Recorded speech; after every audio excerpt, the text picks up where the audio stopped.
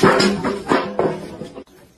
hey, hey, hey, hey, hey! Bárbaro, qué rico. Ex-colleagues stiffed me.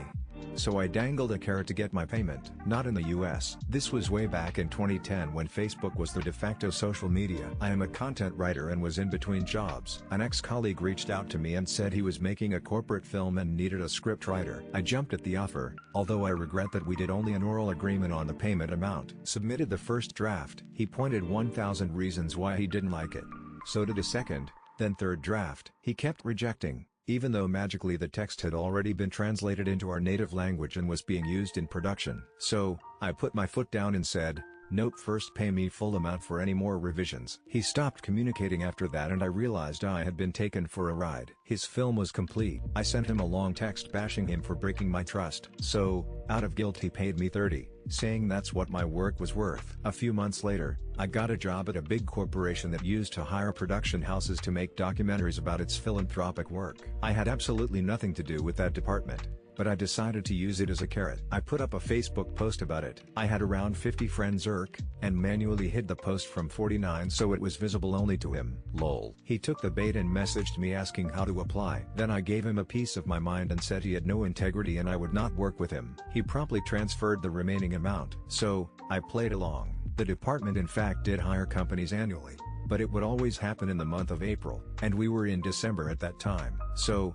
I fished out the form and sent to him to fill it. I told him the process is long and tedious and he wouldn't hear back before April. I never submitted his form. When he called me back in April, I said, "Sorry, we had several applications and you were not selected." I can sit anywhere? Great. Company laid off my entire team and reorganized the office. I asked for a desk in a brighter area, since I was no longer doing video editing. Nope, your new desk is here, in this even darker corner. But there are other seating areas around the office you can use when you want a change of view. For the next 2 years until the company folded, I did not sit at that desk even once. No one ever knew exactly where I was, which had many advantages. There was one brief attempt to suggest that I was missing out on synergies by not sitting next to my nominal supervisor. I just said, "You can't have it both ways," and that was that.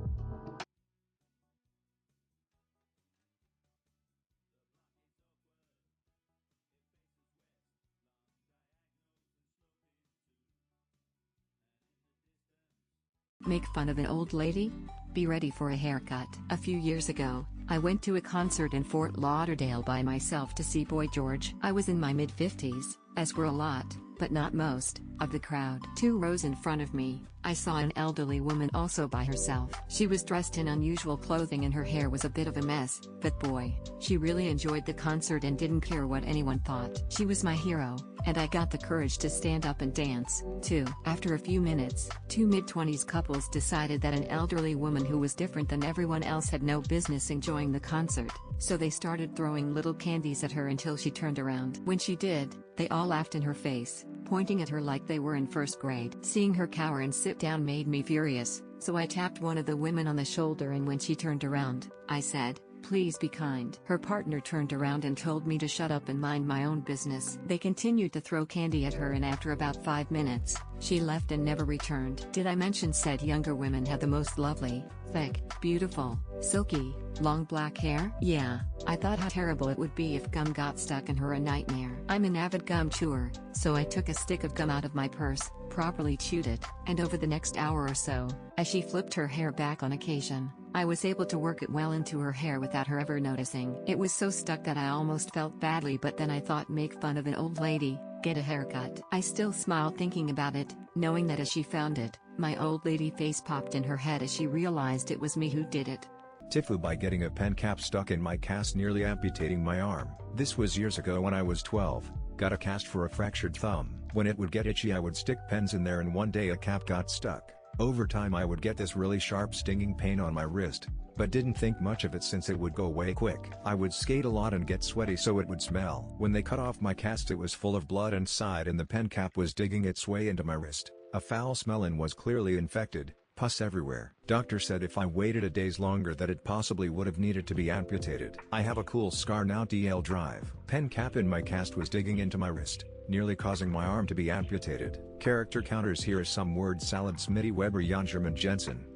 Wife wants verbal confirmation that I'm listening. You got it, dear. My wife and I went out to lunch for Valentine's Day, which is much better than dinner for V-Day. The food was tasty and I was feeling great and full. While driving I was just more quiet and content, and she was talking up a storm. Suddenly she stops and says, "Are you actually listening to me?" I affirm that I was and repeat the main points of the last 10 minutes to her. You know, I like it when people actually affirm that they're listening throughout conversation. I saw my opportunity and quickly agreed. Then she started talking again and I made sure to pick times that were slightly off to say, "Uh-huh." After the fourth time she became exasperated. "Say uh-huh one more time." And of course I did, then sat there with my shit-eating grin. I'm sad to say I lost the resulting tickle war.